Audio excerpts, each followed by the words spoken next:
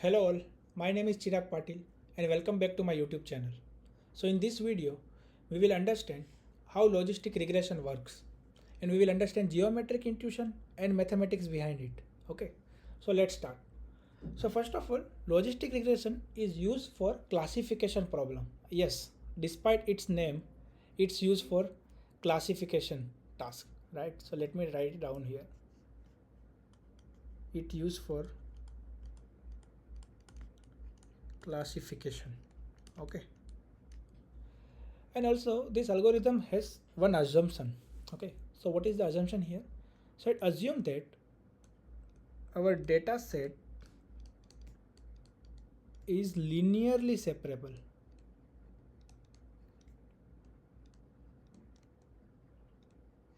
right, or almost linearly separable,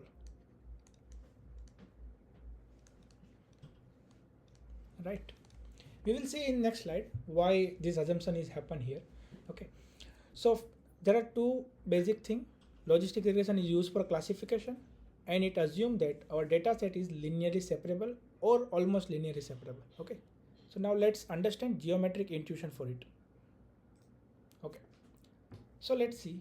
Here I have two features f1 and f2 and I plotted this, right, and I have two classes as well, let's say red and blue point, right? So if I say I have to classify these 2 points, right? So how we can classify these 2 points in this space? So we can say we can draw a line like this, right, which is separating these 2 points very well, right? So this is the main fundamental of logistic regression, that it will find the best line to which will separate our data set or our labels correctly, which will classify our data point correctly, right? So if there is two-dimensional space, we will use line. If there is three-dimensional space, we will use plane to separate our space. If there are n-dimensional, we will use hyperplane, right? So here dimension means number of features, right? If we have two features, so it would be the two-dimensional data set. If there is three features, it would be three-dimensional data set. Okay. So let's understand first line. So it will help us to grasp other topic here. Okay. So let's say what is line? A line equation. So if I say line, so you recall this equation, right? Y is equal to mx plus c. Oh, sorry. Let me erase this. Okay. So you can recall this y is equal to mx plus c, right? Where m is basically a slope and c is intercept, right? And if line passes through the origin, then c would be 0, right? Okay, so this is a refined version, but the original equation of a line is like this: ax plus by plus c is equal to 0, right? So this is the original line equation. You can derive this equation y is equal to mx plus c from here, right? So let's say I can rewrite this equation in this way.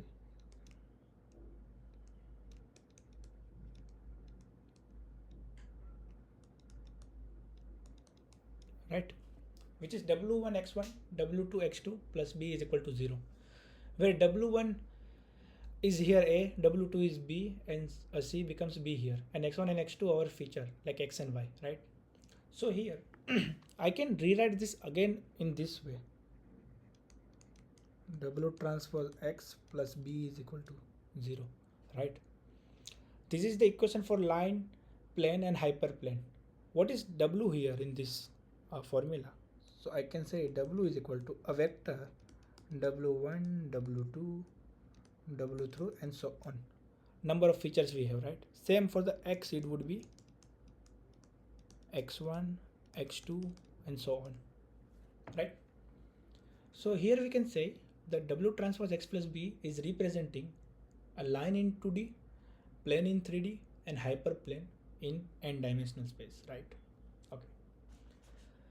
So let me erase this. So we had understand what is line and plane and hyperplane. Okay. Okay. So let's say I have to find a distance of this point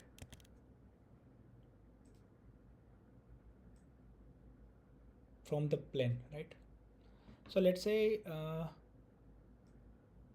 my normal W is in this direction. Okay. So what would be the distance formula for a point from a line or plane? So it can be write as D is equal to W transfer X divided by norm of W, right? So we know W transpose X plus B is equal to our line, right? So if let's assume our W is normal vector, so we know the norm of normal vector is 1, right? So we can write W transpose X D is equal to, right? Okay. So here, now let me calculate the distance of this point, right? This point. So let's say it is D1. It also can be written as W transpose X, right? But as we know, my normal W has this direction. So then what will happen? For this red point, we will get a positive distance. And for our blue point, we will get negative distance, right? And if point is lies on this line, right, we will get 0, right? Because the point which is on the line, the distance of that point would be 0 from the line, right? So this is clear? Okay. So let's say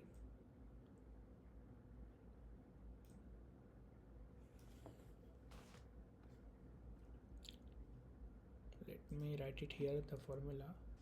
Let's say distance is equal to W transpose X divided by norm.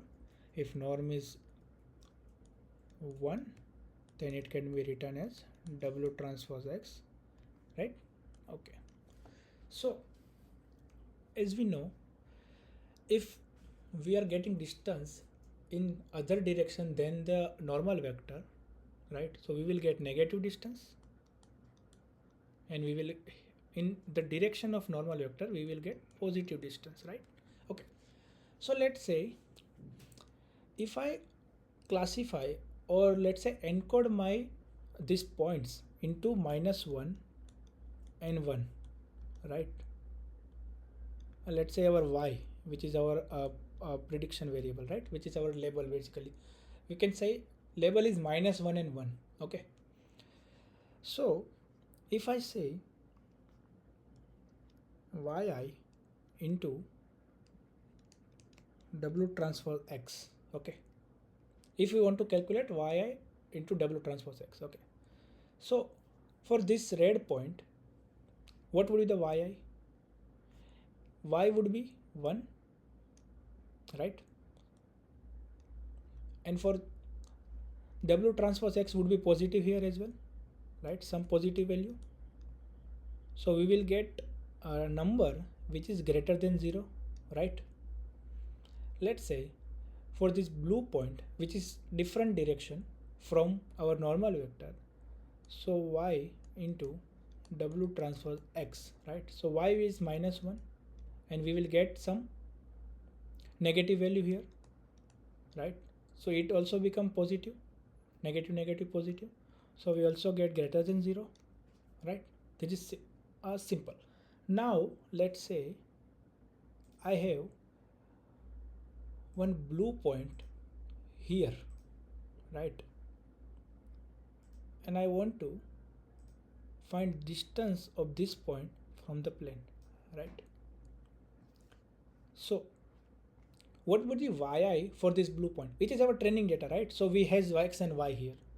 So for this blue point, y is -1, right? So for this blue point, we have y is equal to -1, and what would be our distance? Distance would be positive, right? Why distance will be positive? Because this blue point is in direction of our normal vector, right? So here we will get less than 0 value, right? Same, let's say I have one red point here, okay, and I want to find a distance of this point from here, right? So same, for that for that red point the label would be 1 and the distance would be negative because it is in different direction from the normal plane, right? So again here we will get less than 0. So here if you see carefully, for any misclassified point, the point is red and we are classifying it as a blue, we are getting negative value, right? And point which is classified very well or correctly classified, we are getting greater than 0 number, right? So we can say we need to find a line, yeah, this line, right? We need to find a best line which will maximize the yi into w transpose x, right? So we can write in that way. So our best fitted line would be which will maximize, let's say I is equal to 1 to n and yi into w transpose xi, right? Right, correct? We want this to maximize, and here if you see yi and xi are there, so we have only one variable here which is w. W is basically a vector and which can called as a weight as well, right? So we have to maximize this equation and find the best w which will maximize this equation, right? And when we find the w, we will find our best fitted line, right? So if you have any query till now, you can write it down in comment section, we can discuss, okay? So we are reached to here, right? This is our one equation which will find our best plane, right? Okay. So now here let's see what is the problem with this equation. This is just using distance and with it label, right? Basically sign distance, we can say the y is equal to, y belongs to -1 and 1, right? Don't forget that. Our classes would be -1 and 1, okay? So now let's see, we are summing up here, right? yi into w transpose xi, we are summing here, okay? So if you see here, let's say I have one outlier point, right? Let's say one blue point in this direction is very far away. Let's say I have one blue point here, right? So this distance from the plane would be very high, right? This distance would be very high. If this distance is very high, if you see in here, let's say I write in this way, we are summing some value right here, we are doing the summation here. So let's say we are getting value like 5, 10, -10, -2, and suddenly if we get one value like let's say -50 or 500, right? So this one outlier, so basically we have that outlier, right, which is not in this our dataset space, but it is very far away in another direction, right? So this is one outlier. So while we are doing summation, this one point will impact more, right, instead of these points which are correctly in our dataset. So this equation is very prone to the outlier, or it will very much affected by the outlier, right? So we have to modify somehow, right? So now here we see we have one problem which is the outlier, and which is the problem when we are getting the larger distance, right? In the negative direction or positive direction, we are getting larger distance. So it will not help to find the best plane, right? It will change the direction of plane and we will not get the optimal plane. Okay, so this definition is clear. So now if you want to reduce this impact, what we can do? So we can do one thing. Instead of using this minus 500, we can squash, or let's say uh, narrow down a range of distance, or we can limit our values between this point, between some point, let's say 1 to 10, or let's say 0 to 1, right? So we have to somehow manage that this YW transpose X don't become too larger in terms of number, like negative or positive doesn't matter, but it won't be too much large, right? Okay, so we have one objective, that we have to minimize the value of YW transpose Xi. If there is outlier, so it will affect less. Okay, so how we can do that? So there is one function which called as a sigmoid function. Let's see what is sigmoid. Okay, yeah. So this is sigmoid function. So formula of sigmoid function is 1 divided by e raised to minus z. Okay. So what is the beauty of sigmoid function? So if I say, if you provide any value to the sigmoid function, so basically minus z, z is our where we put the value, right? So if we put any value in sigmoid function, it will return a value between 0 to 1. If you see this graph carefully, right? Yeah, okay. So if you see this graph, if the value is smaller, let's say minus 4 to 4, right? So it will increase linearly, right? It's okay. We are okay with smaller values, right? In YW transpose Xi, right? But if value become larger, let's say minus 10, minus 11, minus 500, right? Any. So it will reduce that value towards less than 1. So if there is very larger value, it will get the value, like there is an infinite, we will get 0 or 1, right? So larger negative value will be converted into into 0, and larger positive value will be converted into 1, right? If we are passing 0 into here, so we will get 0.5, right? Okay, so if we use this function, so what was our first function? It's like, let's see, let me write it here. We need to maximize, let me use darker pen. Okay, okay.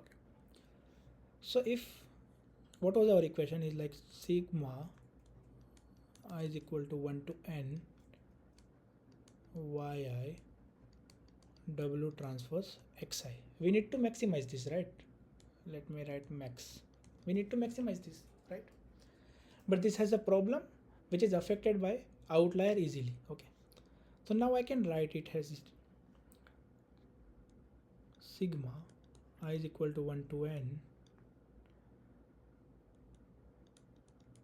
sigmoid of yi into w transpose xi, right? We can write this. If I change this, or elaborate this equation, we can write in this way: sigma is equal to 1 to n 1 divided by 1 plus exponential e raised to minus yi w transpose xi, right? And we have to maximize this. How we can maximize this? By finding optimal w, right? So till now clear? So we need to find w which will maximize this equation, right? Okay, so this is basically one equation we reach. Okay, so now let's see, let's refine this equation further. Okay, so now this equation is not not will affected by outlier, right? That's clear. Okay, so now let me move to the next part. If I say, let me write equation here as well. Find w star which will maximize sigma I is equal to 1 to n, sorry, not yi, but we have sigmoid function, right?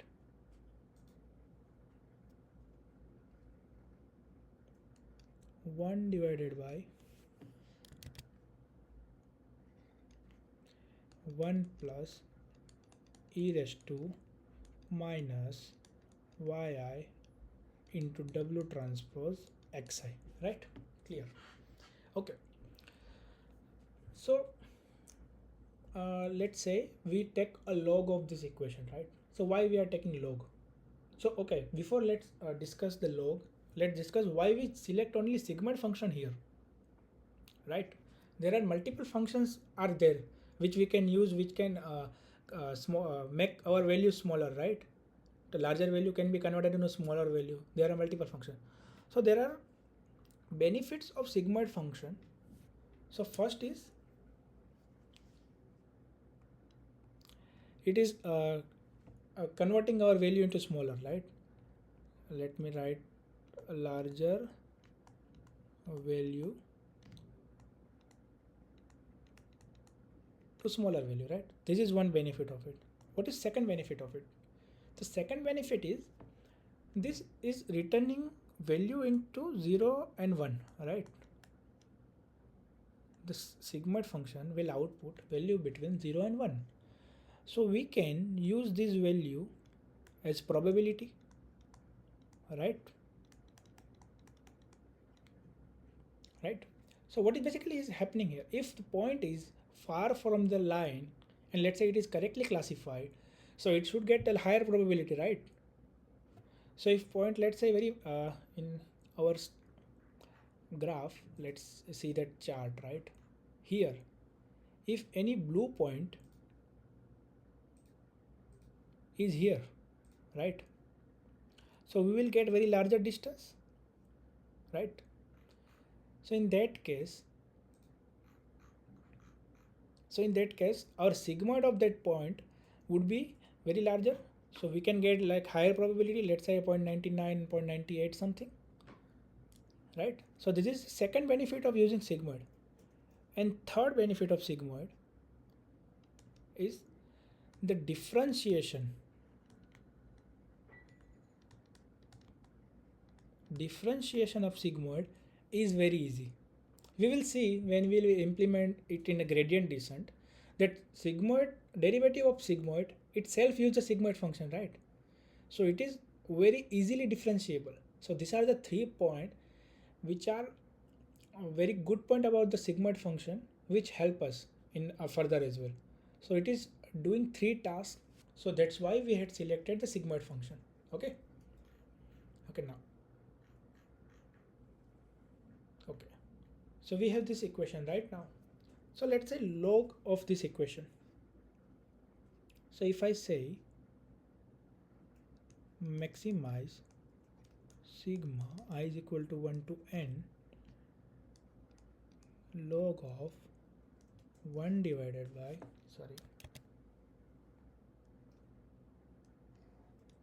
1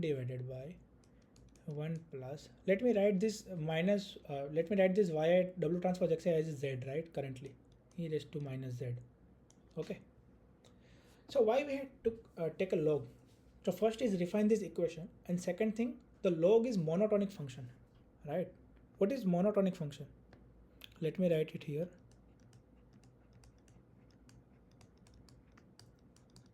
Monotonic function, right? So monotonic function is basically the function if you pass x, right? Let's say x1, and we are passing it to the monotonic function g of x, and we will get y1. Okay. Let's say if we pass x2 and we are passing here x2 and we are getting y2. So if x1 is greater than x2, then our y1 will also greater than y2, right? This value might change, right? But its value will be larger than its smaller value. Let's say if I am passing 5 and I am getting, after applying this monotonic function, I am getting 3, right? So if I'll pass here 4, so I will always get a number which is less than 3.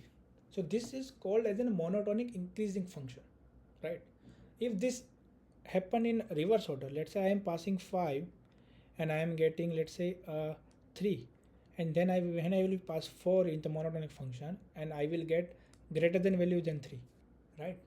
So this will call monotonically decreasing function. So when you apply monotonic function, let's say monotonic, and log is a monotonic increasing function, right? So it will not affect our outcome. So our task is find the optimal W which is maximize this, right? So if you maximize it without log, it will get same W which will maximize, right? So this is monotonic function. So we are applying log here.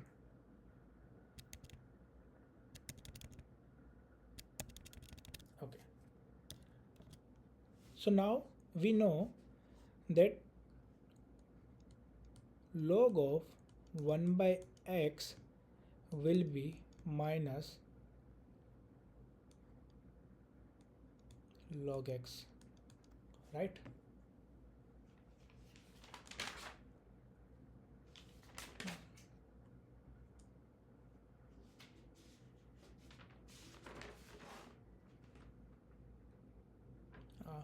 Yes, okay. So if we apply that for function here, so what we will get, let's say sigma I is equal to 1 to n minus log of 1 plus e raised to minus z, right? And what is z here? So it would be, let me write it again,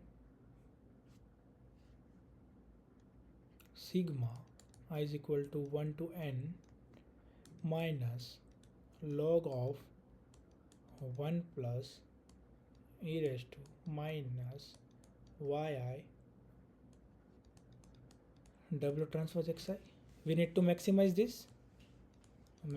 this and find optimal w, right? Okay. So here if you see, we are maximizing a negative log of 1 plus e raised to minus z, right? So if we are maximizing negative, then we can say we are minimizing positive value, right? So I can write it like this, find w star which is optimal, which is minimizing 1 to n log of 1 plus e raised to minus yi into w transpose xi, right? We can write it down, right? So what is this? So this is basically our optimization function. Now let me put it this way.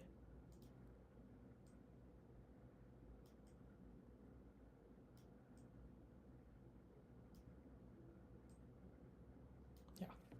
So this is our optimization function or cost function which we need to minimize. So we will find the W. As we know, xi and y is our training set, right? So we have only one vector which can be changed, which is w. So we have to find optimal value for w, which will minimize this function. And this function is also called as a logistic loss, right? That's why it's called as a logistic regression. Okay. So let's move further. Okay. So this is the equation, right? Which we had derived, right? We are minimizing this equation, basically loss. Whenever you are training a machine learning model, you have to minimize the loss, right? In any field, you have to ultimately minimize the loss, right? So this is our loss equation, log of 1 plus exponential e raised to minus z, right? Z is y w transpose xi. So we have to minimize this. So here we are taking this average, it's okay. So minimize will be minimized if you are taking the average or not, okay?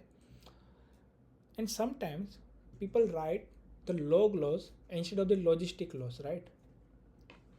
In this way. So negative of sum of yi into log probability of yi plus 1 minus yi into log of 1 minus probability of yi. These two are similar, just the difference is, let me write it here. In log loss, y belongs to 1 and minus 1. Okay. In here, in logistic loss, y belongs to 1 and minus 1, and in log loss, y belongs to 1 and 0. Okay, so there are two class 0 and 1. When you are deriving this formula of log loss, it would be 0 or 1. And when you are using logistic loss, then y should belongs to 1 and minus 1, right? If you see this formula, log loss, we had understood the logistic loss, right?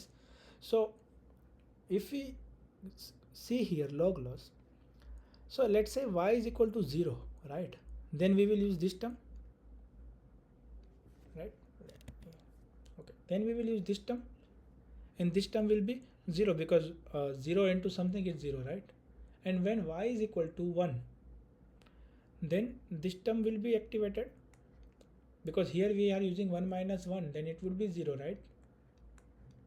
And it would be activated. So at a time it will use this one part of this log loss, right? So if you want to see that these 2 points are same or similar, these two losses are similar, if we had derived it from a geometric intuition, right? So we are end up with logistic loss. But when you derive this logistic regression from the probability point of view, you will receive this log loss. Okay. So there is one link I am sharing with you right here. So here they are explaining these two equations are similar, right? So the question is, what is the algebra showing the logistic loss and log loss be equivalent, right? Just the difference is the y. In logistic loss, y belongs to minus 1 and plus 1, and in log loss, y belongs to 0 and 1. So I will put this link into the description of this video, and you can check out it. Okay. Yeah. So this is all about the logistic regression. In next video, we will implement this logistic regression from scratch in a Python. Okay. And I also created a video in which I am explaining KNN from scratch using Python. If you haven't seen that video, please go to the playlist. You can find it out. Okay. Okay, so that's all for the logistic regression. If you like this video, please like, share and subscribe my channel. Thank you.